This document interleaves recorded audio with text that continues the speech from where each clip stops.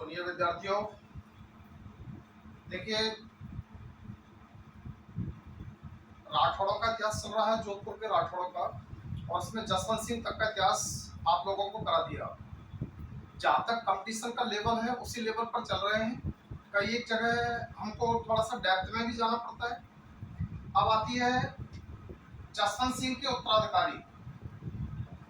जसवंत सिंह के उत्तराधिकारी अजीत सिंह। यहाँ अजीत सिंह की जब बात को लेकर के डिस्कस करेंगे तो ये थोड़ा सा फ्लक्चुएटेड मैटर है। मैंने आप लोगों के लिए खालसा जैसे शब्द का अर्थ बताया था। खालसा का अर्थ होता है पूरी तरह से मुगलों का अधिकार, मुगलों का अधिकार युक्त भूमि, अधिकार युक्त भूमि या युक्त रियासत, इस पर पूरी तरह से जो शासन चलेगा, राजस्व वसूली होगी, यहाँ एडमिनिस्ट्रेशन स्थापित किया जाएगा, वो मुगल शासकों का होगा। तो जैसे ही अब आते हैं मूल बात पर, जसवंत सिंह पर। जसवंत सिंह की डेथ होती है नवंबर 1678 में। 1678 में जसवंत सिंह की डेथ के बाद में जब जमरूद से लौट रहे होते हैं, क्योंकि जसवंत सिंह की दो रानियां थी, दोनों ही उस समय गर्भवती थी। तो एक से अजीत सिंह का जन्म होता है फरवरी 1679 में, लाहौर में जन्म होता है अजीत सिंह का। और ये भी इससे पहले लेक्चर में मैं बता चुका हूं। दूसरा जो है दल थम्मन, ये दो बच्चे पैदा होते हैं लाहौर में। दल थम्मन की स्थिति को लेकर के विवाद है। आज तक कोई इतिहासकार इस बात पर एग्री नहीं है कि दल थम्मन की डेथ पैदा होते ही लाहौर में हो गई, या दल थम्मन की मृत्यु दिल्ली में आकर के हुई, या दल थम्मन की मृत्यु दिल्ली से भी सिरोही और मेवाड़ ले जाते समय हुई। इस पर आज तक कोई किसी का आर्गुमेंट नहीं आया है। सब ये कह देते हैं कि ये विवादास्पद पहलू है, हमें इसी को पढ़ना है, अजीत सिंह को। जैसे ही अच्छा इधर जसवंत सिंह मरा, जसवंत सिंह की डेथ होते ही औरंगजेब ने जोधपुर को खालसा घोषित कर दिया। खालसा, औरंगजेब ने जोधपुर को खालसा घोषित कर दिया। दूसरी कंडीशन क्या है, जसवंत सिंह का एक बड़ा भाई था जिसका नाम था अमर सिंह राठौड़, और अमर सिंह का पोता था जिसका नाम था इंद्र सिंह। जैसे इंद्र सिंह को, क्योंकि यह भी मुगल दरबार में था दिल्ली में, तो इंद्र सिंह से 36 लाख रुपए लेकर और जोधपुर इसके हवाले कर दिया। यह कह दिया कि जोधपुर का राजा इंद्र सिंह होगा, लेकिन सिंहासन पर नहीं बैठाए, ध्यान रखना। केवल आश्वासन है, और आश्वासन में इसने पेमेंट कर दिया और ये जोधपुर का स्वामी घोषित कर दिया। लेकिन इसने अपना एक थानेदार, उस समय सूबेदार जैसा शब्द है, तो सूबेदार तो पूरी रियासत के लिए आता था। पूरा जैसे मारवाड़ को, सॉरी पूरे राजपूताना को अजमेर सूबा कहते थे मुगल ड्यूरेशन में। अकबर के द्वारा बनाया गया शब्द था, जिसमें पूरा राजस्थान अजमेर सूबे के नाम से जाना जाता था। अब अजमेर सूबे के अंदर जोधपुर रियासत है, तो जोधपुर रियासत में यहाँ पर इसको गवर्नर शब्द से आप कह सकते हो कि गवर्नर, औरंगजेब ने अपना एक गवर्नर नियुक्त कर दिया जिसका नाम था ताहिर खान। तो ये तो इधर तो औरंगजेब की गतिविधियां चल रही हैं जोधपुर में, और उधर से अजीत सिंह को जिंदा बचाने का प्रयास चल रहा है दुर्गादास के द्वारा। दुर्गादास और अजीत सिंह की धाय मां, जिसके ऊपर क्वेश्चन आ चुका है, जिसको कहते हैं गौरा धाय। अजीत सिंह की धाय का नाम था गौरा धाय। प्रश्न आ चुका है इस पर। गौरा धाय के लिए दूसरा जो शब्द है, इसे मारवाड़ की पन्ना धाय भी कहते हैं। अब यहां से आगे हम चलते हैं। अब देखिए आप बातों पर, जोधपुर में इंद्र सिंह राजा घोषित हो गया, और औरंगजेब ने गवर्नर किसको बिठा दिया वहां पर जाकर के, ताहिर खान को। दूसरी तरफ की जो सत्ता है वो किस तरीके से बदल रही है, यहां पर अजीत सिंह, दुर्गादास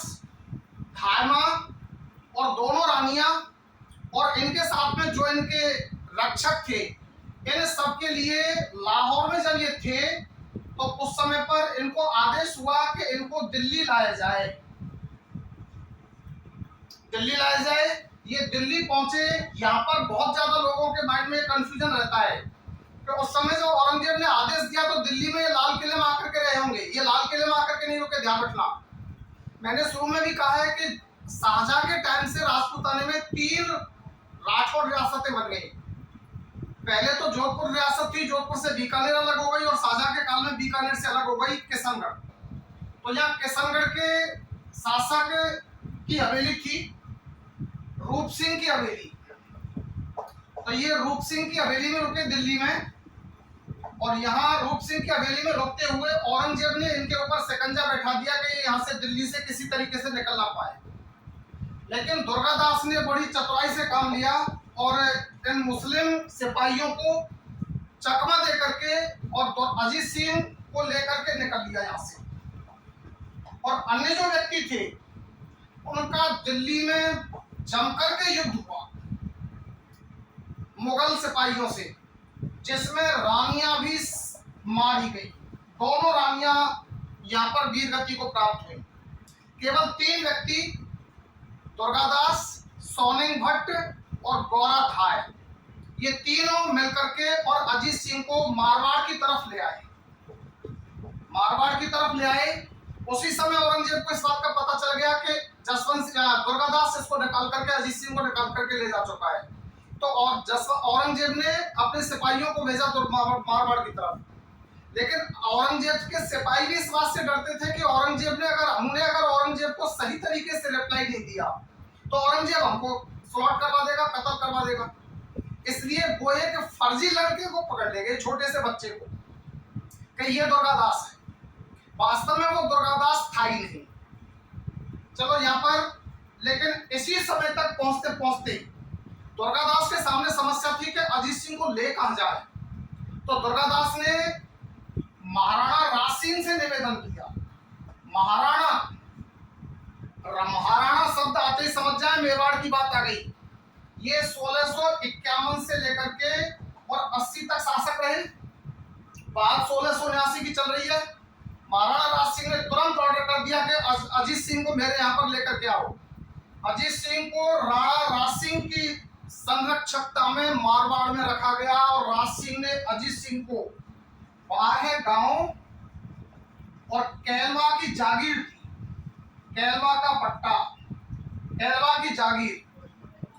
अगर शब्द ये नहीं आ रहा हो उसमें क्या बोलते हैं कैमरे में, तो ध्यान रखें 12 गांव और कैलवा की जागीर इसने दी राज सिंह ने। तो कई जगह ये लिखा मिलता है कि दुर्गादास अजीत सिंह को लेकर के सिरोही के कालिंद्री में पहुंचा। कालिंद्री में नहीं पहुंचा, सबसे पहले कहां पर पहुंचा है? राज सिंह की शरण में। और राज सिंह ने उसको कहां पर रखा? कैलवा में, और कैलवा का पट्टा जारी किया। यहां पर आकर के ये सुरक्षित हो गया। गौरा धाय इसके साथ में मौजूद है। जब अच्छा, राज सिंह के बारे में भी ध्यान रखें आप। राज सिंह का कई मसलों में औरंगजेब से मतभेद था। राज सिंह का मतभेद था, सबसे पहले तो किशनगढ़ की राजकुमारी के साथ में विवाह किया। उस विवाह की वजह से ही चारुमती से जो विवाह किया था, उसी विवाह के समय चारुमती से औरंगजेब भी विवाह करना चाहता था, तो इन दोनों में मतभेद हुआ। दूसरी बात, जैसे ही औरंगजेब ने जसवंत सिंह की मृत्यु के बाद 2 अप्रैल 1679 को हिंदुओं पर जजिया लगाया, तो राज सिंह ने इसका विरोध किया था।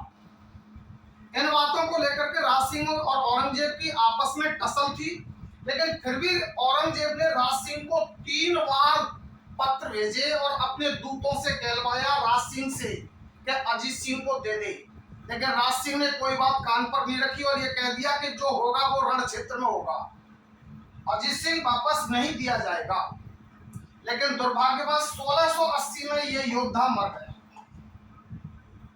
इसके बाद में जगत सिंह आया सत्ता में। अब जगत सिंह की तरफ चलने से पहले हम देखें इधर। अब देखिए यहाँ पर 4-5 क्वेश्चन आ चुके हैं। एक तो अजीत सिंह का जन्म लाहौर में, अजीत सिंह की धायमा गौरा धाय, अजीत सिंह को सबसे पहले कहां पर दिल्ली में अजीत सिंह को लेकर के राजपूत कहां रुके? रूप सिंह की हवेली, किशनगढ़ के राज शासक रूप सिंह की हवेली। सबसे पहले अजीत सिंह को राजस्थान में कहां लाया गया? कैलवा, मेवाड़। दूसरी बात, यहाँ के बाद में फिर अब देखते हैं कि जसवंत सिंह उसको अजीत सिंह को कहां ले जाया गया? ये 1680 में एक्सपायर हो गए।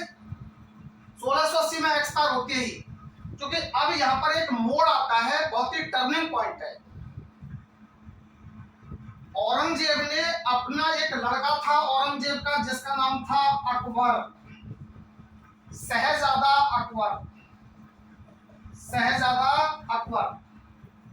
औरंगजेब ने दुर्गादास का अजीत सिंह का पीछा करने के लिए शहजादा अकबर को भेजा और शहजादा अकबर अजमेर में आ गया। अजमेर में ही चूंकि इनका रेजिडेंस हुआ करता था, जिसको आज मैगजीन फोर्ट कहते हैं अजमेर में, तो यहाँ पर ही आ गया। यहाँ पर आते ही चूंकि अकबर को सम्राट बनने की महत्वाकांक्षा थी और अकबर इस बात को जानता था कि मेरा बाप भी अपने भाइयों को और अपने बाप को काट करके मार करके सम्राट बना है, तो मेरा बाप योग्य शासक नहीं है। ये अकबर की महत्वाकांक्षा है और अकबर ये चाहता था कि अगर मुझे किसी का सपोर्ट मिल जाता है, मुझे अगर सेना मिल जाती है, तो मैं भी औरंगजेब को ठिकाने लगा करके मुगल शासक बनूं। और अकबर की इस विचारधारा को पहचान लिया दुर्गादास ने। अब यहां से आगे देखिए, दुर्गादास इस अकबर की बात को पहचान गया। दुर्गादास ने अकबर को कहा कि तुमको पूरी तरह से सैनिक सहायता देंगे और आप औरंगजेब पर अटैक करो।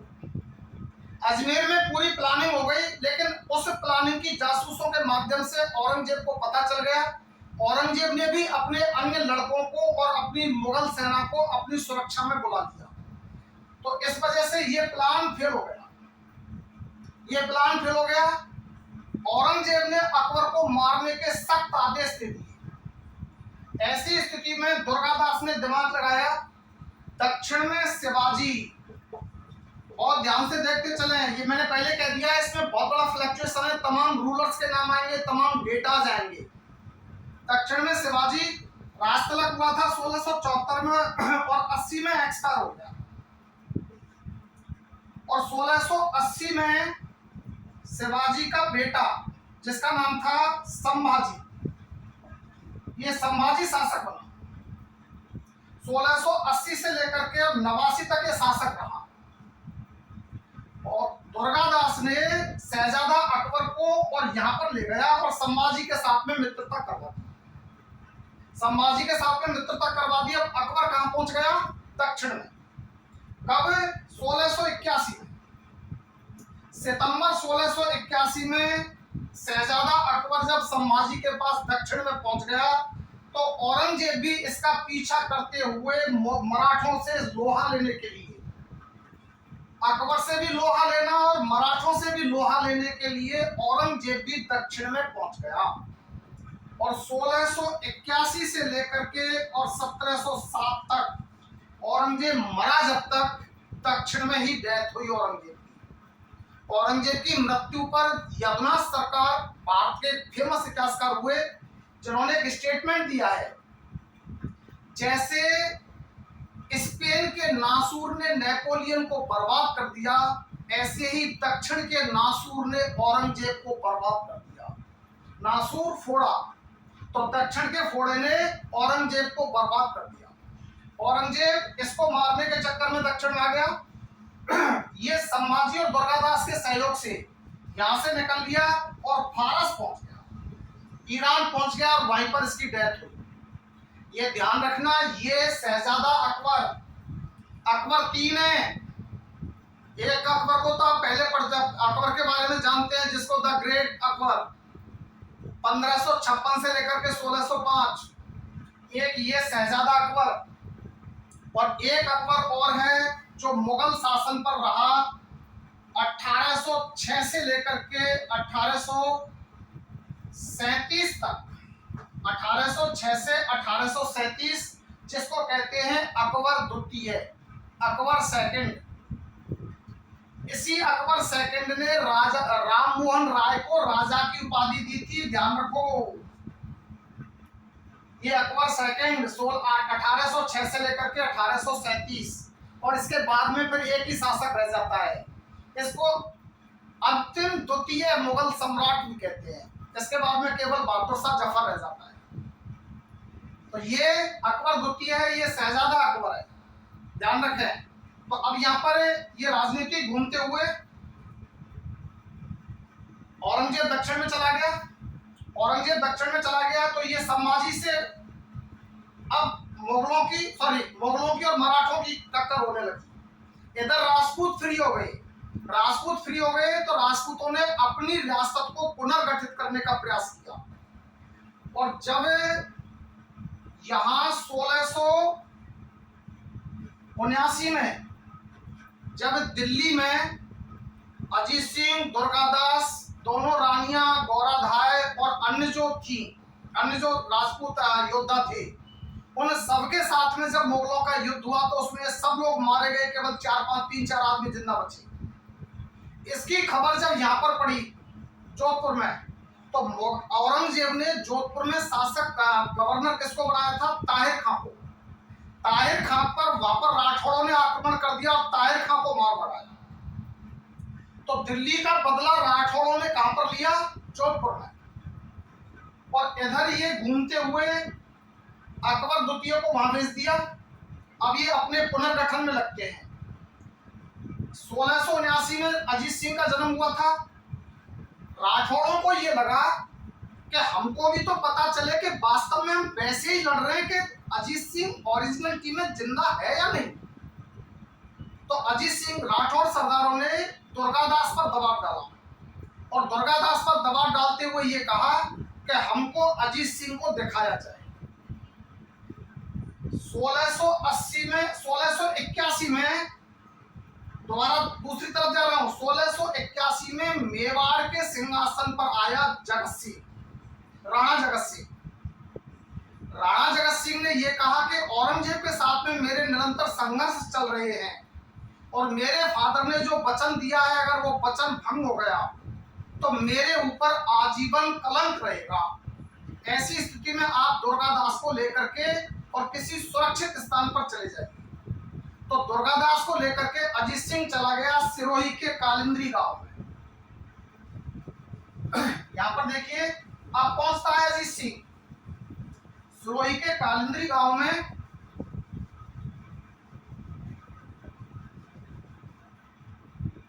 सिरोही के कालिंद्री गांव में अजीत सिंह को लेकर के पहुंचते हैं।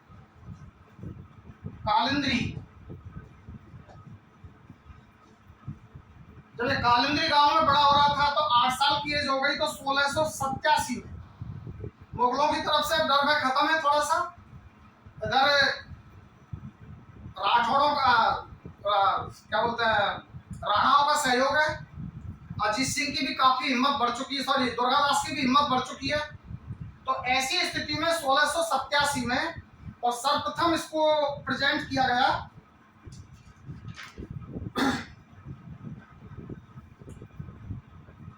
कालिंद्री गांव में पालन पोषण होता रहा। पालड़ी गांव में राठौड़ सरदार इकट्ठे हुए और वहां पर अजीत सिंह को पहली बार राठौड़ों के सामने लाया गया, छोटे से बच्चे को। राठौड़ सरदार बड़े खुश हुए। यहाँ पर इन्होंने देवी की उपासना की, क्योंकि यहाँ के शासक जो है ज्यादातर देवी माँ को ही मानते रहे हैं, और नागडेची इनकी कुल देवी थी। नागडेची माता इसकी बरसित की राठौड़ों ने मिलकर के भेंट उपहार दिए। और पहली बार 1687 में अजीत सिंह का पता चला। अब औरंगजेब को भी अब बिलीव हुआ है, और जिस मुगल सिपाही ने औरंगजेब के लिए जो छोटा शिशु ला करके दिया था कि ये अजीत सिंह है, उसको औरंगजेब ने तुरंत पता करके उसको स्लॉट करवा दिया। और अब इस अजीत सिंह की परवरिश और सेवा चाकरी के लिए राजपूतों ने पूरी ताकत लगा दी। तो अब देखिए अजीत सिंह का प्रदर्शित होना, अजीत सिंह का राठौरों के सामने आना, और वास्तव में अजीत सिंह का राजतिलक कहाँ हुआ, तो आप ये आंसर टिक करें। School lecturer, assistant professor level का क्वेश्चन है। आपको जोधपुर का कहा जाए या अन्य किसी स्थान का कहा जाए, बिल्कुल सरासर गलत होगा। राजतिलक रियलिटी में जोधपुर में जो होता है वो 1708 में होता है, जब औरंगजेब मर जाता है और जब उसका लड़का बहादुर शाह प्रथम मुगल सम्राट बनता है, तब जोधपुर रियासत इसको वैधानिक तौर पर दी जाती है। तो वहां तक पहुंचने से पहले यहाँ पर देख लें 1687 पर ही अटके हुए हैं अभी।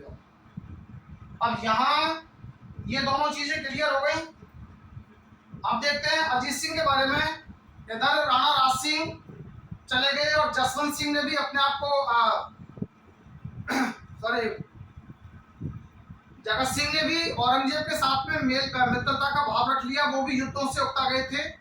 तो यहाँ तक का पूरा विवरण आप लोगों के मस्तिष्क में रहे, आप लोगों की लर्निंग में रही। Thank you.